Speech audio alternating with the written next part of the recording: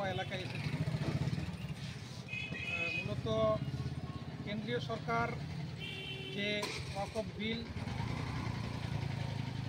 Pass করার জন্য প্রচেষ্টা চালাচ্ছে, লোকসভায় পেশ করার জন্য প্রস্তুতি নিয়েছে, এই ওয়াকফ বিলের বিরুদ্ধে সারা ভারতবর্ষব্যাপী ওয়েলফেয়ার পার্টি একটা আন্দোলন পরিচালনা করার সিদ্ধান্ত নিয়েছে আগামী এপ্রিল মাসে। তারই অংশ হিসাবে ওয়াকফ বিলের বিরোধিতায় আজকে গোটা ভারতবর্ষব্যাপী ওয়েলফেয়ার পার্টির পক্ষ থেকে যে অভিযান, সেই অভিযানকে সফল করার জন্য আমরা বিভিন্ন জায়গায় জনসংযোগ করছি, মানুষের সাথে সাক্ষাৎ করছি এবং মানুষকে ঐক্যবদ্ধ হওয়ার জন্য আহ্বান জানাচ্ছি, যাতে করে যে কেন্দ্র সরকারের এই বিভেদকামী ওয়াকফ বিল, সেই বিলের সকলের বিরোধিতা করার জন্য ঐক্যবদ্ধ হয়, সংঘবদ্ধ হয়। তার জন্য আমরা জনগণের নিকট আহ্বান জানাচ্ছি।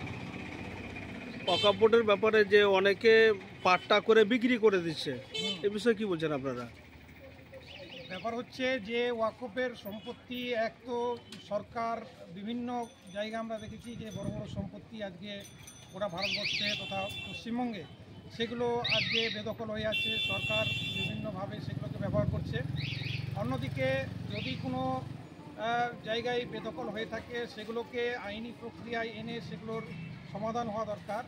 কিন্তু তাই বলে সমস্ত সম্পত্তি যেগুলো সংখ্যালঘু সম্প্রদায়ের মানুষ, মুসলিম সম্প্রদায়ের মানুষ, শুধুমাত্র মুসলিম সম্প্রদায়ের ধর্মীয় কারণে এবং উন্নয়নের কারণে যারা সম্পত্তি দান করেছে, সেই সমস্ত সম্পত্তিকে কুক্ষিগত করার, সেগুলোকে হস্তক্ষেপ করার যে অপচেষ্টা, সেটা আমরা মনে করি এটা একটা নিন্দাজনক এবং এর মধ্য দিয়ে বিভেদের রাজনীতি করে একটা পোলারাইজেশন করার প্রচেষ্টা চালাচ্ছে কেন্দ্রীয় সরকার। এর আমরা তীব্র নিন্দা জানাচ্ছি। আপনার পরিচয়?